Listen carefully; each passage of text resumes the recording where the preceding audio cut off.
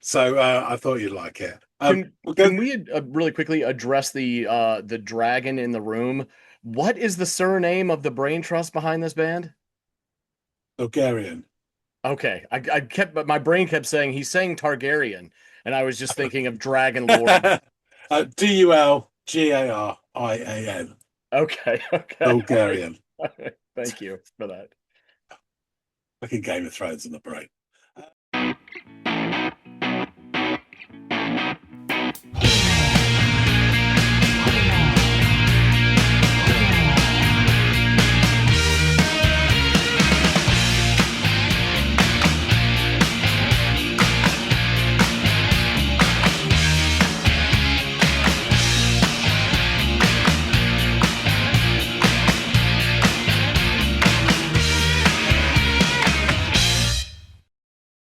Hey, good morning, good afternoon, good evening, whatever time of the day it is, in whatever part of the world you reside. Welcome back to another episode of the Audiophiles. I'm Andy. That is John over there, and we are here to do what we always do, which is discuss some music. John, what have you got in store for the class today, my friend? Right, there's a band called They Are Gutting a Body of Water. I love it. Instantly, this sounds to me, and I think I mentioned this to you off camera. This sounds to me like the odd names of the post-hardcore bands that come out of my neck of the woods. You know, Pianos Become the Teeth, It sounds bands like like an that. Andy band, doesn't it, eh? It does. It does. I'm already enticed. It's Okay, great. so the track is called Sour Diesel. That too is a very Andy name. If you know what else bears the same name, sour diesel is a very popular strain of a certain consumable that I have dabbled with in the past, maybe the future. But okay, super interesting band name, super interesting song name. Um, Let me go off, give this thing a spin, and come back and let you know what I've made of it.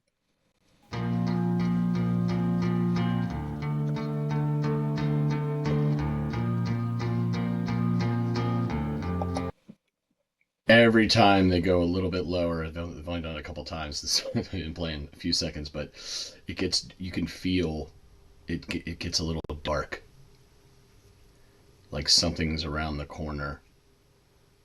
Interesting.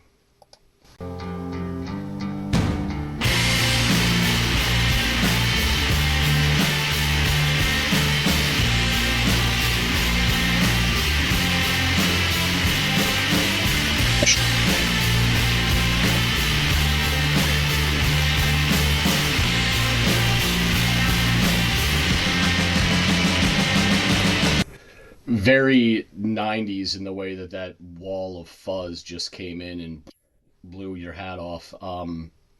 Really like the way that sounded and came in. It's a very familiar sound to me. This already has shades of like sort of space rock, and even some of that like more melodic post-hardcore sound that I'm really familiar with, which is interesting because this, as I mentioned, the band's name sounds like it could be of that ilk or of that subgenre. If you're just judging a book by its cover and you hear the name of the band, you're like, yeah, yeah. I have a feeling I know what you all sound like. And even though I had that feeling, it was one, the affirmation's great. Two, take all of that out of it, and it just sounds good. And I think that's because there's some what I'm always gravitated toward those sort of subgenres of rock and roll anyway. But and part of that is because of how nostalgic it feels for me or how at home it feels. This is definitely in my wheelhouse. So I wonder if John had a haunting suspicion that this would resonate with me. Let's take that back because it sounded like we were just going to get some drum fill, which is the international sign for segueing into a new part of the song.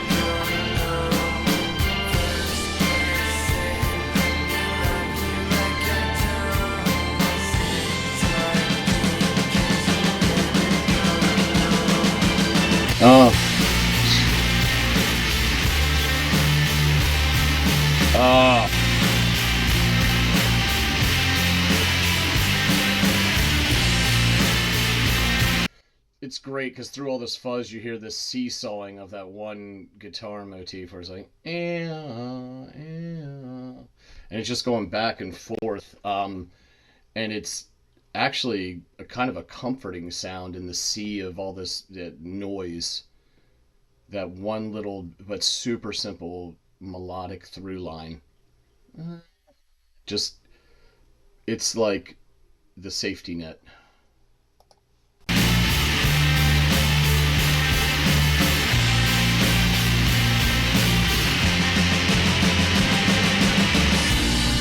A lot of drum fills in this, like big.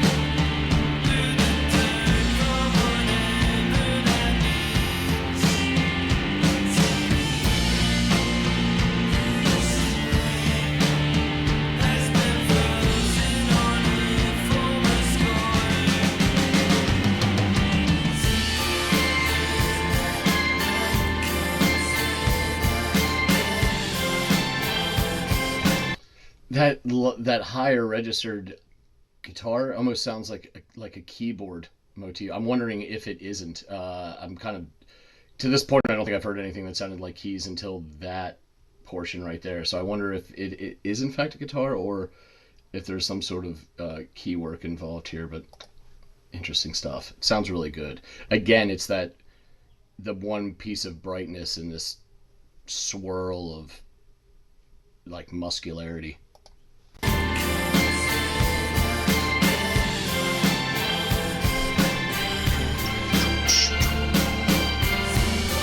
Very chimey.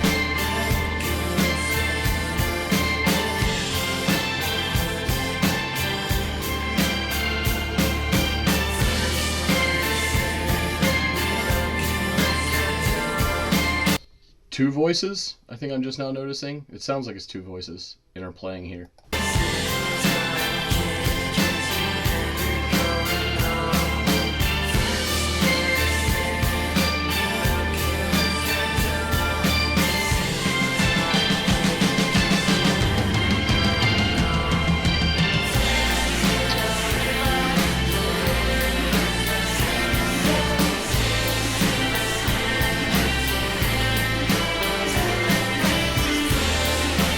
Ooh.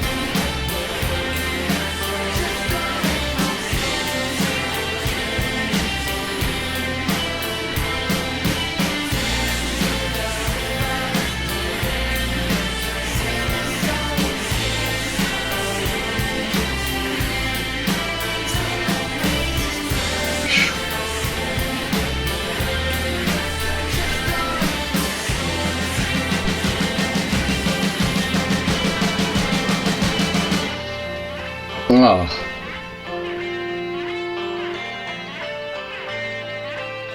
Yeah.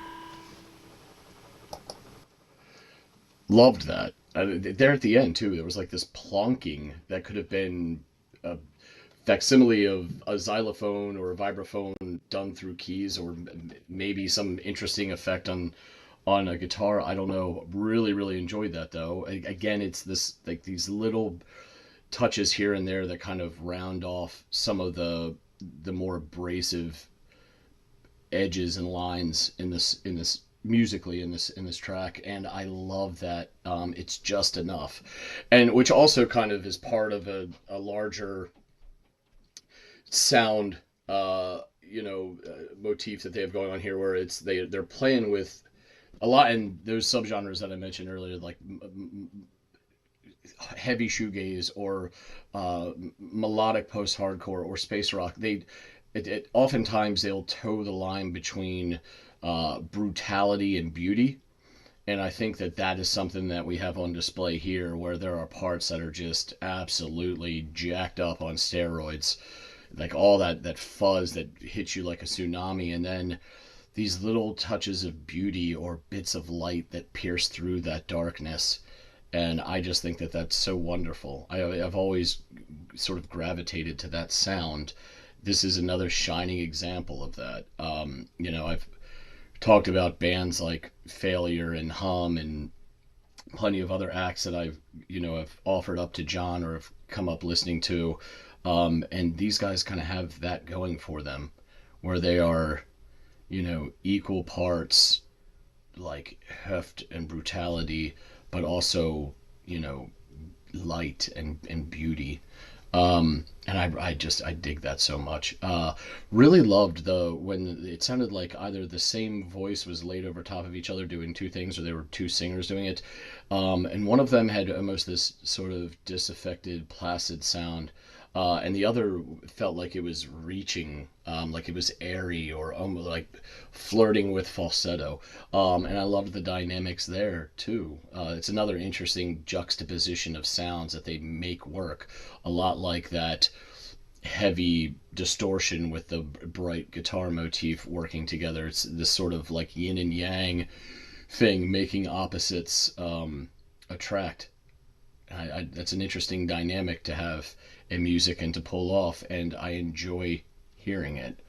I didn't catch a lot of the words in this. I think I caught a couple phrases here and there that I'll try to jot down while they're still fresh and get into my notes. But a lot of this, I was so wrapped up in the sound of the music and how kind of like familiar it was to me that I got kind of lost in that.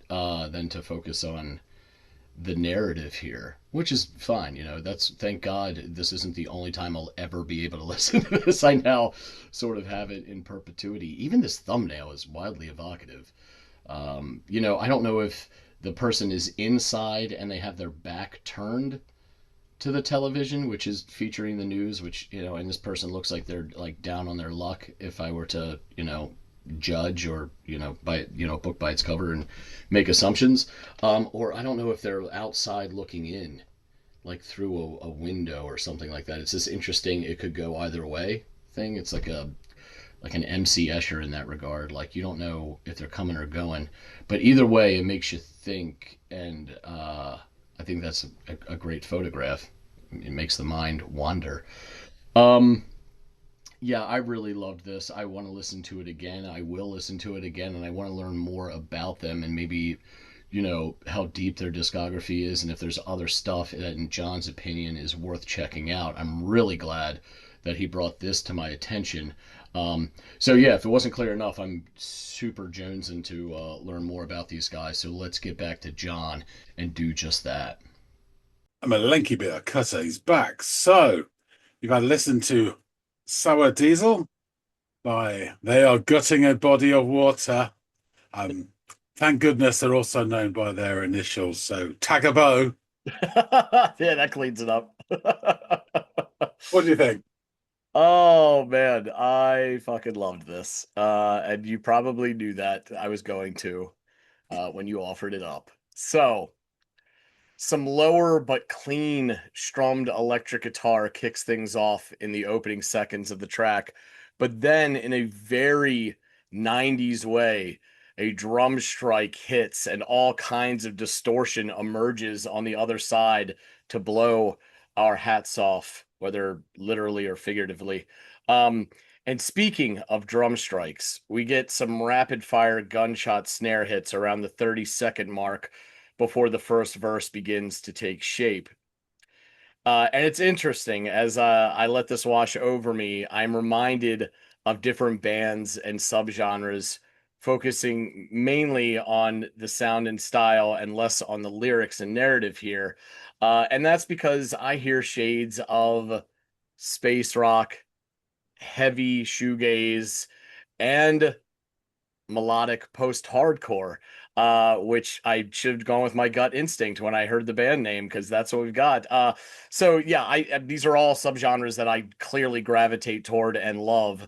So this is like a warm blanket listening to this in the form of very fuzzy guitars. So my intrigue is piqued immediately with this track. It has this dark, muscular, introspective sound, often affiliated with those aforementioned subgenres. Now, it's shortly after the 50-second mark, we get another round of those drum strikes, and they make plenty of appearances throughout this track. And this is followed by a couple lines that are repeated, in which I think the singer offers up something to the effect, because I mean, this is classic disaffected, like slacker buried in the mix lyrics, which is fine by me, especially when it's of this ilk, this subgenre. Like, it totally checks out and makes sense. But as you can imagine, I had to sift. There's a lot of sifting going on here. But I think he says, first person, let me love you like I don't. Sit tight, kid, because you're never going home. Which is a very, like, sit tight, kid, because you're never going home is a very ominous line.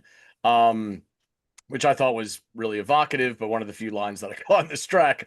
And this is bookended by some more of those powerful hits on the snare before a wall of guitar fuzz hits us again like this tsunami. And through this cacophony, there's this a seesawing guitar motif that emerges, slipping back and forth, kind of on two notes. And I really love that. It's just a dash of the closest thing melodic that you're going to get in the midst of this firestorm of sound. Then, following the blueprint for this song, another shot of drum roll marks a transition into the next verse. And the guitar in this portion sounds like it's aping the tone of keyboard notes as they brightly dart in and out of the soundscape. Now, I don't know if this is actually a keyboard. I grappled with this later in the track too, because it sounds very key based, but I'm, for some reason, I'm thinking it's a guitar, but I don't know. It could be either one, I suppose. Tom rolls abound as we get these two voices layered on top of each other for a bit. Now, I don't know if it's the same person on two different tracks or it's two different voices, but they sound great together. One more placid, the other airier, and at times seemingly reaching towards or flirting with falsetto. And then around the 323 mark, the drums fire off yet another few raps of the snare before we enter this final portion of gentle guitar work that interplays with what again sounds like keys to me. And after a few seconds, this track abruptly comes to an end. Yeah, I jokingly made a comment about the name of this band sounding very much cut from a similar cloth as those, genres that I listed before, and bands who have similar names from them. And I should have, trusted my instinct, because this is exactly what I heard on display here. And that probably means this will come as little surprise, but I thoroughly loved this track. It's both brutal and beautiful, and it towed the line between dark and light, the dynamics of which I love so much.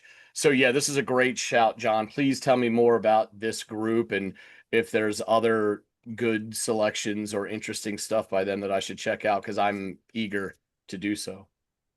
Yeah, thanks for that, Andy. First thing I'll say is I'm not an expert. I got this album and that's it. There's other stuff to get. Okay. And it was fun for me to do the research on this because I don't know much about the band, but Right, yeah, I yeah. absolutely love this album. And it's fairly recent as well. So yeah. So Agabo are an American shoegaze band from Philadelphia, Pennsylvania, which is in the United States of America. I knew they had that mid-Atlantic fucking post-hardcore, semi-melodic. Oh man, I just knew it. I should have gone with it. Okay, go ahead, John. So they are described as shoegaze, electronic, experimental rock, and sampledelia. Oh, Yeah, there's stuff in there. So the okay. band was originally a solo project, a songwriter and guitarist Douglas Dolgarian, but it has expanded to include other people on a permanent basis. So Douglas Dolgarian was born either in 1990 or 91. It's debatable. He grew up traveling between Midtown New York and North Jersey, where his father and mother lived respectively. So I guess he yo-yoed between the two. At the age of 16, Bulgarian was prescribed painkillers after getting hit by a car, which led him to developing a heroin addiction. Yeah. It's not always a straight line. Car, pain, painkillers, heroin, but it is a path for some. To be fair, John, and I don't want to get on a soapbox here, but that's a huge problem with our just Yeah, yeah. healthcare system. Oxycodone. Yeah, yeah, yeah. They get you hooked on the stuff that they will afford you for a certain amount, and then they cut you off as far as insurance and stuff, or you reach your ceiling, and then you're left Trying to addicted to find something something that else. you Yeah, need to placate. Yeah, it yeah, sucks. yeah. I get that. Yeah, the Oxy pandemic and all that. Yeah. I've seen Justified. Anyway, so he relocated to Albany for rehab in 2010, um, where he would have been 20 or 19 years old at that point, either or. And while he was there, he formed the band Juska, Jouska. In 2016, Juska put out the album Topiary, all lowercase. Bulgarian then moved to Philly and began to perform as Tagabo with drummer Ben Opatut shortly thereafter. So Tagabo's music has been highly praised by critics. Mm. There's we'll get into this. There's some real, I don't know. I don't make much stock to some of these write-ups, but there's a really interesting one as well, which I will read to you a bit more at length. Okay. This needs a bit more beer first. Of course. So, Philly radio station WXPN, bless you, wrote that despite being a sonic blur, Tagabo has this eerie ability to elicit hyper-specific feelings that blindside you, and described the band as a homage to the unknown, to the visceral, and to things that haunt us. Genres besides shoegaze have influenced the band, including drum and bass, breakcore, jungle, and reggaeton. Tagabow have been compared to the Irish/British band My Bloody Valentine, and to Philly contemporaries Alex G, Spirit of the Beehive, and Blue Smiley. Bulgarian has additionally cited the Philadelphia bands Sun Organ, Cooking, Spellbinder, and Nixie Nix, and the Baltimore band Teen Suicide as influences to Tagabout's sound. So Lotto is their fourth studio album. This was released in October 2025. So, yeah. 7 months old, something like that. Can I just say really quickly while we're on the topic of this album, I found that photograph to be, just arresting. Like, it's so Really interesting. The perspective of it is what is the state of the person, and that it's the news that is on, as if they are ignored or not. Their plight isn't being underscored on the daily news, but also, like, where are they facing? Like, are they fed up with it and therefore have turned their back on it? Or are they looking through a glass as if they can't access the attention that it's so evocative. I found that image to be, I mean, I was trying to listen to the music and I'm looking at this going, God damn, that's thought provoking. So really cool stuff. I just wanted to jump in there since we're both, both love to talk about album covers for whatever reason, but yeah, there we are. Yeah. It's almost like a, Nick Cave or Tom Waits' little mini story involved in a photograph. Yeah. And it made me think of MC Escher, because you don't know which angle to go at it from. Is it going up? Is it going down? Are you looking in, or are you left out? It's it's really cool stuff. So the band: Douglas Dolgarian, vocals, guitar; PJ Carroll, lead guitar; Emily Lothing, bass. You got to have a female bass if you're going to be a cool band; and Benjamin Opatut and drums. So Metacritic scored Lotto 79 out of 100. AllMusic called it their attempt to create a raw, live-to-tape album rather than something engineered and assembled on a computer. While Lotto does generally feel more like a direct rock record than other Tagabo releases, there's still some experimentation and incorporation of different genres. Lotto is disorientating and messy, but there's undoubtedly something real and honest about it. Pitchfork said that it was the band's most hopeful work. They really write a wanky bit here. In both its brutal honesty and its conscious pursuit of staying grounded. The band exposed the tenderness at their music's core, a refusal to anesthetize, and a vow to meet the bone where it breaks. Piece per minute. A more interesting write-up here. The group have embraced toy keyboard experiments and alt rock sounds, crossing boundaries of taste and style in the process. Their releases often feel like hidden artifacts from the first half of the 90s, which popped up somewhere in a garage sale of dusty tapes. Mhm. So I will say this, they have introduced other things like electronica into this sort of heavy shoegazy post-rock sound, which is what makes them wildly interesting because there's not many other bands doing that. So Lotto, the band's fourth album, takes it a step further though. This time the group dives, wait for it, headfirst into the progressive leanings of Slint, the Smashing Pumpkins, Swirlies and Lilies. Still coming in at under an hour, half an hour, they made an album that seems like a lost shoegaze classic of the grunge era. Yeah. Like a lost Slint song off their debut, The Chase, so all the songs are lowercase. The Chase immediately sets a sinister, brutal tone. The dry grunge of R.L. Stein contrasts perfectly with fragile vocals of vocalist Doug Dolgarian, here vaguely reminiscent of a young, mellow Kurt Cobain. Wow. The gorgeous Trainers dials his voice back even further, almost calling from a place beyond to dance over a gorgeous, jangly guitar line, which explodes into full-on distortion during the chorus. There's a hint of Billy Corgan in its autumnal atmosphere and gritty, icy melancholia. Mhm. But Lotto shines most when Tagabo dare to plunge themselves into a somewhat psychedelic lo-fi pop that is all their own. Sour Diesel uses a chiming guitar tone to great effect, Chiming. I think I said that. I was like, this is chiming. layering vocal lines and guitars on top of each other for a complex and heady composition. This is strange, freaky stuff, pop music through the lens of people who live and breathe the past, lurid, brave, and nonconformist. Dolgarian has openly spoken online of his struggle with addiction. A lot of the 90s was a generation that followed the boom experimentation with psychedelics into a territory that mourned the decline of systemic humanism and rise of corporate industrialization. Rock stars did not exist in the same mythological field as in the 60s or 70s. They were now deeply conflicted and traumatized outsiders. This is Cobain. Mhm. Back in the 90s, this was still a marketable as a product, further leading to the decline of the alternative movement. With Lotto, he and his band achieved a perfect fusion between the transcendental sound of High's washed-out warm embrace and geometric clarity that mark grunge cornerstones.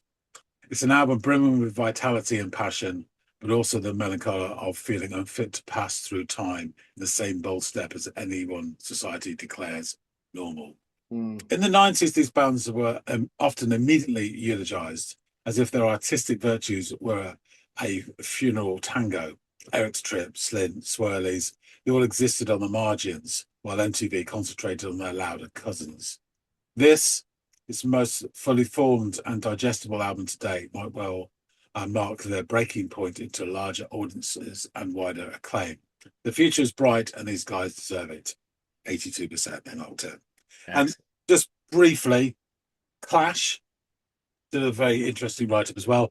Doug Dolgarian's road to Lotto has been a long and painful one, starting as a one-man multi-track project. They are gutting a body of water. Tagabo, if you can't be asked with that, has grown with its reputation to a sturdy four-piece rock band while crafting some of the best and rawest indie music Philadelphia has birthed this decade. Yeah. But it's been a trajectory always under threat. From the spectre of Dolgarian's battle with drug addiction, from the vicissitudes of the industry, from an injury that left Dolgarian temporarily unable to play guitar after a particularly bad heroin episode damaged the nerves in his left arm.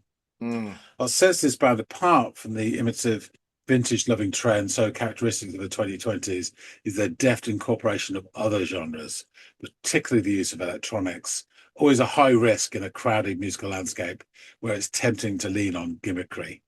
The injury that put Dolgarian's left arm out of action forced him to turn to sampling as a way of expressing himself musically.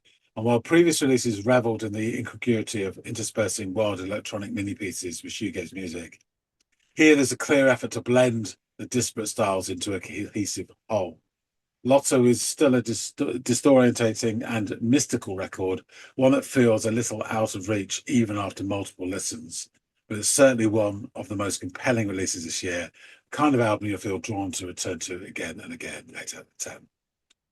So yeah, I'll go along with pretty much all that's written in there. I think this was a fascinating record, and it is quite it's quite thick and gloopy in terms of like getting the songs themselves, a heavy texture, which is Yeah. the sort of shit I love as well. Yeah. So I thought you'd like it. We'll go Can we really quickly address the dragon in the room? What is the surname of the brain trust behind this band? Bulgarian. Okay, I kept, but my brain kept saying he's saying Targaryen, and I was just thinking of Dragon Lord. Dulgarian. Okay, okay, all right. Bulgarian. All right. Thank you for that. Fucking Game of Thrones in the brain. Um, no, he's not a hobbit. Um, lyrics. There's a bit at the start that's really faint, which I think you didn't even hear any of it because there's a whole verse That's before you got to that first person bit. So wow. he starts off, I am the host, the father, the son, and the ghost. Yeah, I wasn't When it paying attention. hurts, I'll just poke at the wound till it's worse. Oof.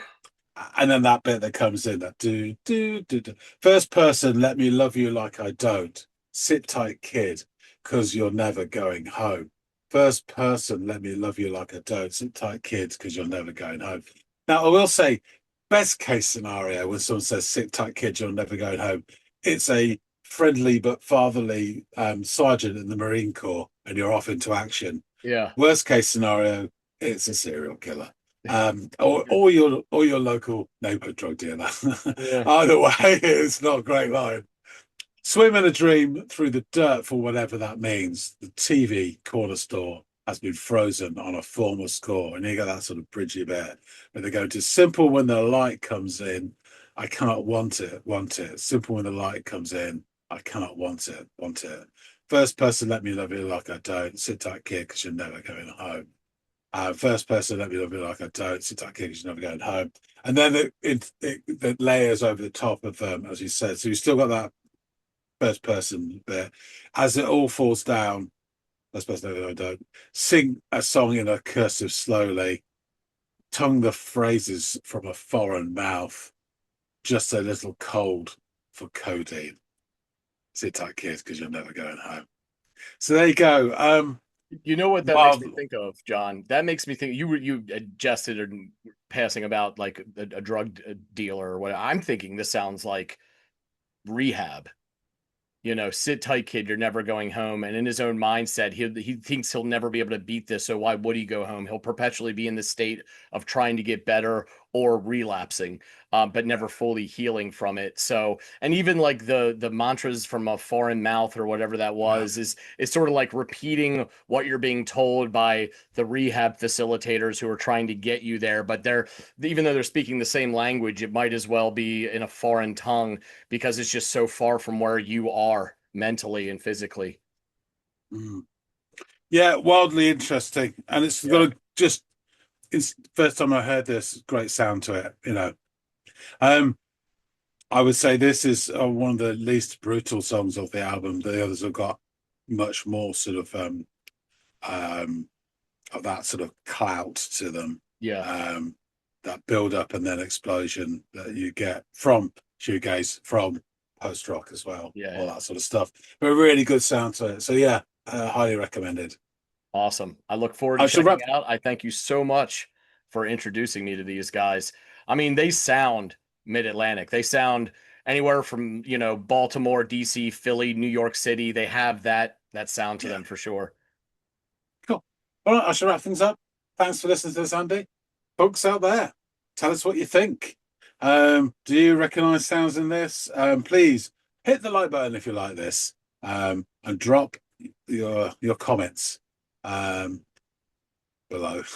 And we've been really interested to hear what you guys think of this. Perhaps you're more familiar with Tagabo and some of the early, I've not checked out their earlier stuff, which is I've been meaning to, but I've been enjoying this so much. I've all got wrapped up in this in the last Yeah, I sort of can't four or blame you. 5 months. Yeah, really enjoying it. So yeah, if you know any more than we do, which would be hard, then please drop some info as well. Um, if you haven't subscribed already, please do. We really appreciate everybody who does support the channel. So hop on board, both feet, and Yeah, take the plunge. That being said, thanks so much for watching, and we'll see all of you on the next episode of the Audiophiles. See you later, guys.